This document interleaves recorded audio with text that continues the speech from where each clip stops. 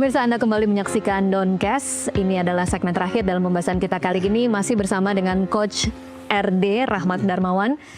Coach, kalau kita tadi udah membahas kira-kira pemain yang akan keluar siapa, pemain yang masuk siapa, tapi kita bahas sedikit sebelum kita bahas tentang supporter sisi kanan tanpa Miss Hilgers dan Sandy Walsh. Siapa yang akan menggantikan? Ya, saya pikir kalau di posisi itu kita punya pemain belakang ada Jordi Amat, ya. Jordi Amat pemain yang sangat pengalaman sekali dan beberapa kali mengisi skuad inti kita di era STY. Saya pikir dia bisa jadi satu solusi, sama-sama experience dan gak terlalu cepat tapi pinter.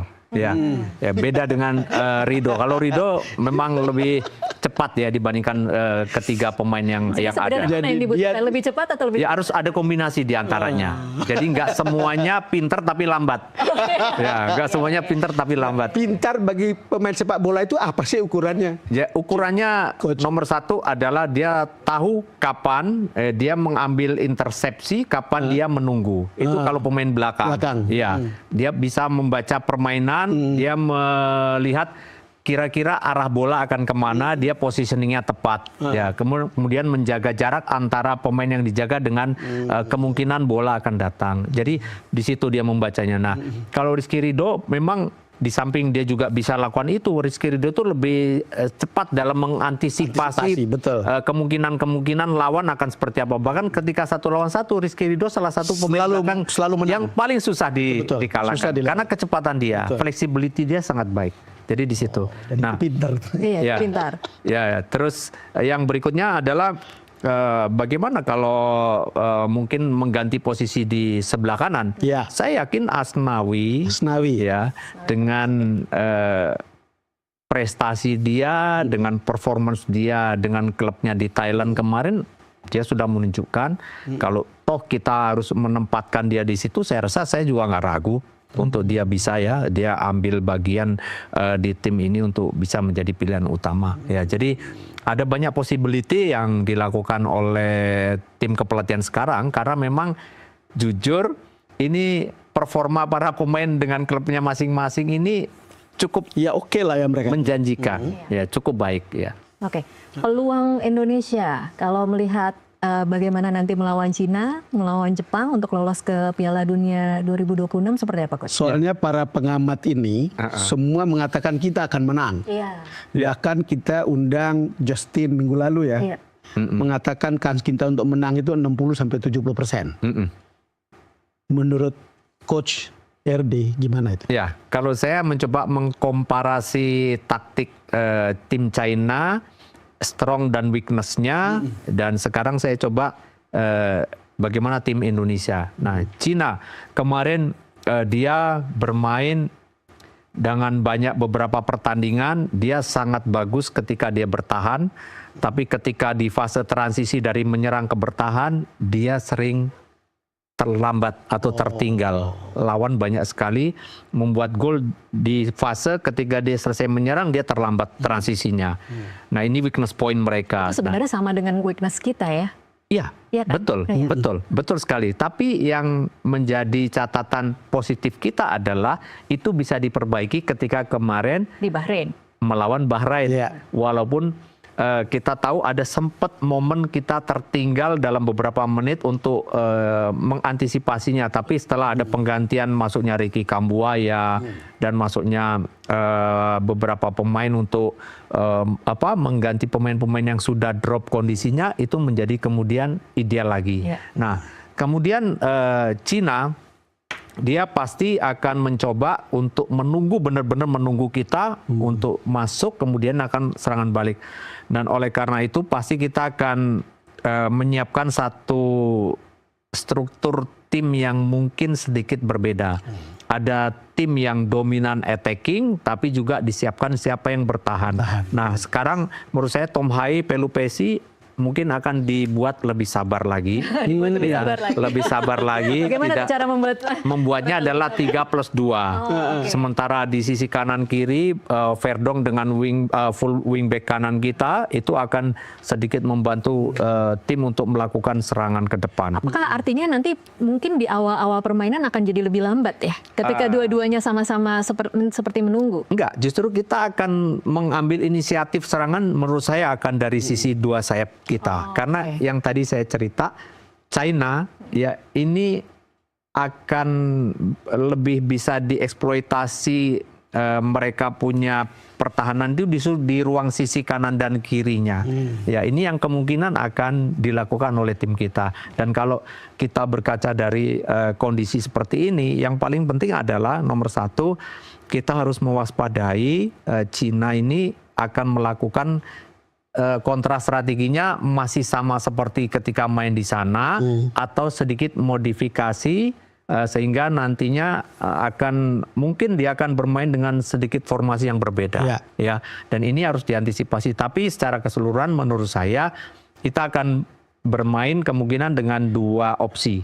Kita di awal-awal kita lakukan high press, yang kedua kita akan menunggu di sepertiga tengah, kita jebak mereka kemudian fast attack. Ini suatu pendekatan taktik yang menurut saya akan dilakukan. Dan kalau ini nanti bisa berjalan dengan baik, semuanya berjalan sesuai dengan game plan yang kita gambarkan, saya yakin loh kita punya peluang menangnya itu, saya setuju kalau saya katakan 60% kita. Besar juga 60%. Kita bisa memenangkan pertandingan lawan China. Ya.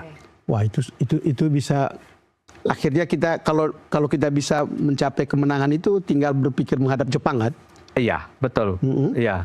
Kalau kita berpikir tentang menghadapi Jepang, apa yang baru untuk kita? Ya, tentu di situ akan berbeda lagi nanti secara taktikal menghadapi tim sekualitas Jepang dan kita harus bermain di negara mereka ya, dan tentu ada pendekatan taktik yang menurut saya sudah benar-benar disiapkan karena target 1 poin menurut saya bukan hal yang nggak mungkin, apalagi ketika melawan Jepang, lawan Jepang nanti ya, karena ya, tapi yang paling penting kita pikir ini dulu. Ya, di depan dulu ya. Ya, harus menang dulu nih. Soalnya kalau kita besok nggak menang akan sulit sekali.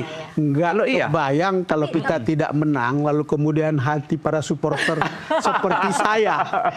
Karena saya akan nonton itu, Coach.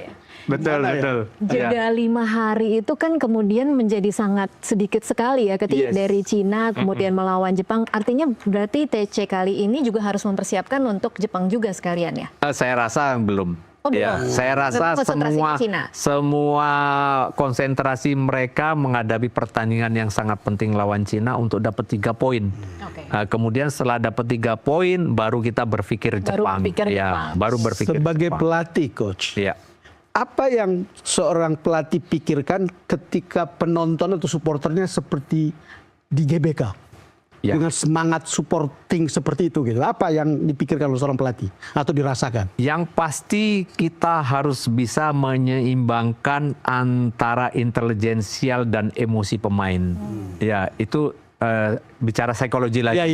Jangan sampai motivasi yang berlebih justru nanti menghadirkan satu stressing yang berlebih yang mengakibatkan tidak keluarnya kemampuan kita.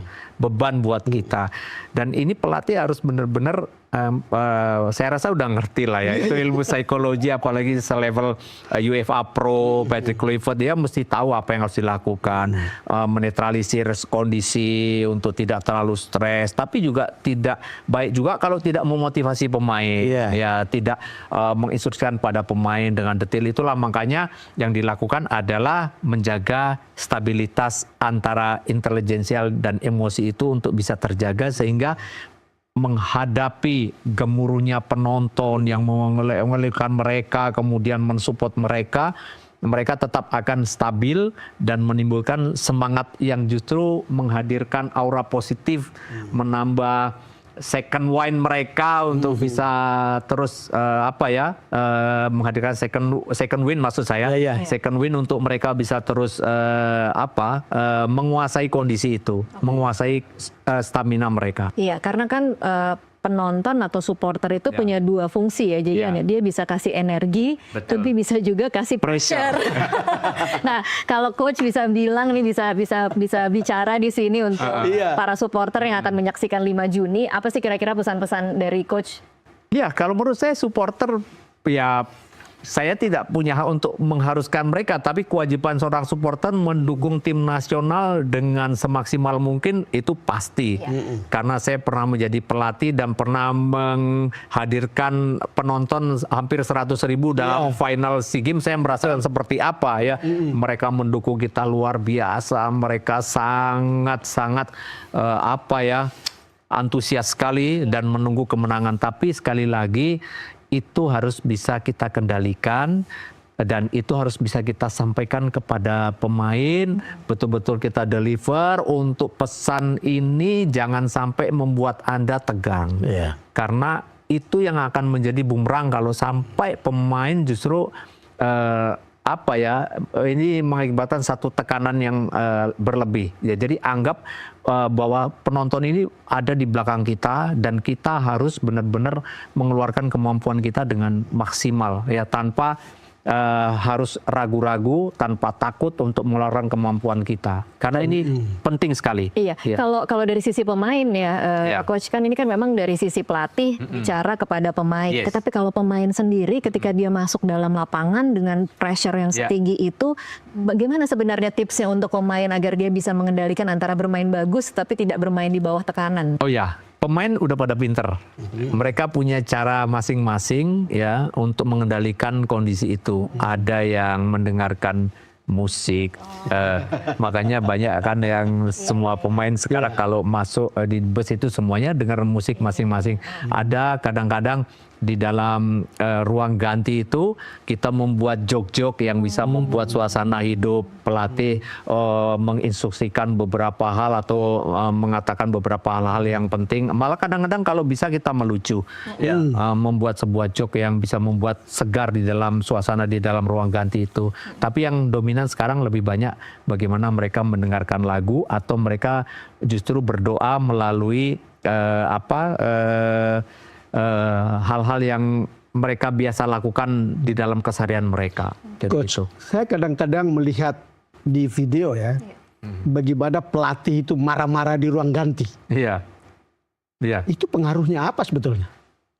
Iya, memang sekali lagi itu tergantung karakter pelatih. Tergantung karakter pelatih. Bagaimana apa yang akan disampaikan kepada pemain dan apa permasalahannya. Kalau permasalahannya memang mengharuskan dia marah, dia harus marah. Tapi kalau mengharuskan dia hanya memberikan sebuah treatment dengan hanya soal salah paham, strategi dan sebagainya, mungkin itu tidak harus dengan marah. Tapi dia marah mungkin akibat pemain mungkin terjadi percekcokan di antara mereka, kemudian terjadi kesalahpahaman antar pemain yang mengakibatkan dia harus mengambil kendali dengan menetralisir kondisi, itu juga bisa dilakukan.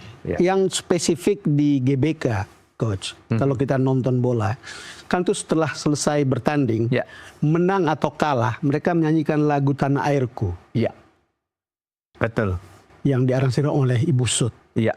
Apa maknanya untuk seorang pelatih seperti Coach RD? Yang pasti itu satu suasana yang sangat mengharukan, ya, yang itu tidak pernah dilakukan oleh banyak tim di negara manapun, dan untuk tim nasional baru Indonesia, dan itu menunjukkan sebuah konsistensi kita tentang bagaimana menciptakan rasa nasionalisme itu tidak hanya kepada diri kita, tapi juga melibatkan emosi penonton untuk masuk di dalamnya. Tujuannya tentu sangat baik sekali, karena mengingatkan penonton tentang bahwa kita sudah berjuang, kita sudah memberikan semuanya. Soal hasil kadang-kadang tidak sesuai dengan harapan penonton, dan itulah salah satu situasi yang membuat kita menyatukan bahwa kita ini sama, kita sama-sama berjuang tapi caranya berbeda.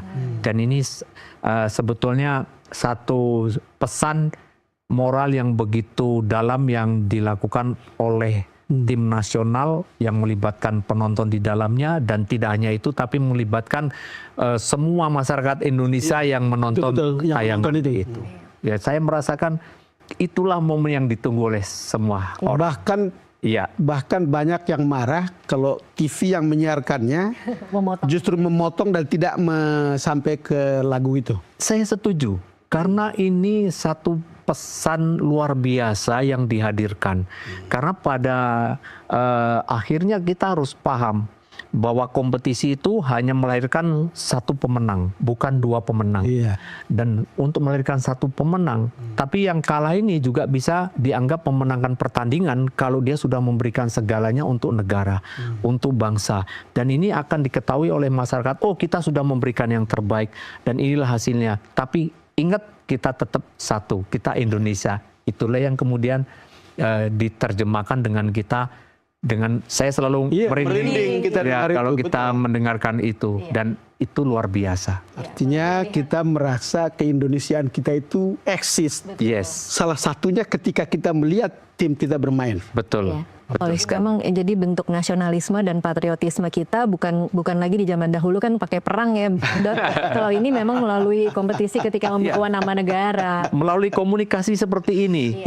Komunikasi yang sangat luar biasa yang diciptakan dalam atmosfer permainan sepak bola yang diikuti oleh orang yang ada di stadion, yang di luar pun menyaksikan lewat layar kaca, itu membuat mereka juga hanyut di dalamnya. Maksudnya begini, lagu itu membuat pemain terkoneksi dengan supporter, kemudian pemain dan supporter terkoneksi dengan mereka yang menyaksikan melalui layar televisi. Memang yang mengharukan bukan hanya lagunya, tapi melihat bagaimana para pemain setelah bermain, mereka datang menyapa supporter, kemudian sama-sama menyanyikan, dan kelihatan sekali memang ada chemistry antara pemain dengan ada emosional yang touchy tentang itu. Betul sekali. Oke, terakhir Coach, pertanyaan yang biasa dalam setiap dialog bola, prediksi skor mungkin Coach. Ini yang sebetulnya saya hampir nggak pernah bisa jawab. Karena nggak berani atau? Bukan ya, jadi saya selalu selalu nggak pernah bisa tepat memprediksi skor. Akhirnya kadang-kadang saya ngerasa saya ini pelatih bola, bener pelatih bola, tapi memprediksi skor saya hampir selalu salah, karena memang saya akhirnya yakin bahwa saya ini ternyata bukan seorang peramal. Tapi oke lah ya. Tapi kalau saya bicara 60% tadi, maka ya saya yakin akan bisa selisih 2 gol. Selisih 2 gol. Mudah-mudahan akan terjadi. Kita akan sama-sama memilihkan di 5 Juni nanti. Saya kebetulan ikut menonton. Menonton di sana? Akan menonton. Oke, sekali lagi terima kasih Coach Rahmat untuk waktunya bersama kami di Sama-sama. Terima kasih Coach. Dan pemirsa, demikianlah Doncast untuk saat ini. Saya Tasya Lutmila. Saya Don Bosco Selamun. Mengucapkan terima kasih atas perhatian Anda. Sampai jumpa.